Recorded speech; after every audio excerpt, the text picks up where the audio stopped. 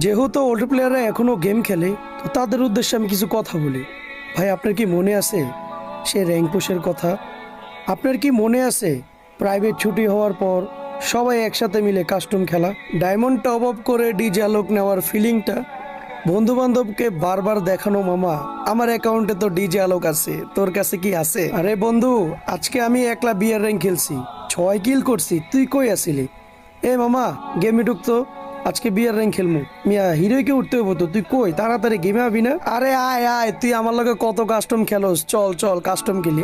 আরে বটের ঘরে বট, তুই মারতে পারস না, উদয় আমগো লগে খেলতে আইছস, তুই আমগো লগে পারস বেটা, উদয় কাস্টম চ্যালেঞ্জ দে। আরে বন্ধু, রাতে বেরোইস তো, সবাই মিলে কাস্টম খেলবো আজকে, 4-5 জন মিলে মনে করে একসাথে মিলে জিলে খেলবো, দেখবো কে কত কিল করতে পারে। দেখ তো মামা, কি বিরক্ত লাগে, এই 10টার দিকে আপডেট দিছে, বিকাল 5টা পর্যন্ত আমরা কোনো গেমে ঢুকতে পারবো না, এত বড় আপডেট দিলে হয়?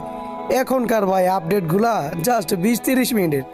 আগের ভাই যখন গেমটা আপডেট দিত ভাই, তখন ভাই আমাদের দিন কেমনে যাইতো আমরা ভাই নিজেও জানতাম না, এত কষ্টে দিন যাইতো এই গেমটা। এখন ভাই 2-3 দিন না ঢুকলে কিচ্ছুই হয় না, কিন্তু আগে যখন জাস্ট আপডেট দিত 10টার দিকে 5টার দিকে আসতো, কতক্ষণ বসে থাকতাম। আপডেট শেষ হওয়ার সাথে সাথে ভাই এত গেম খেলতাম রাত 2টা 3টা পর্যন্ত। ভাই নিউ প্লেয়ারদেরকে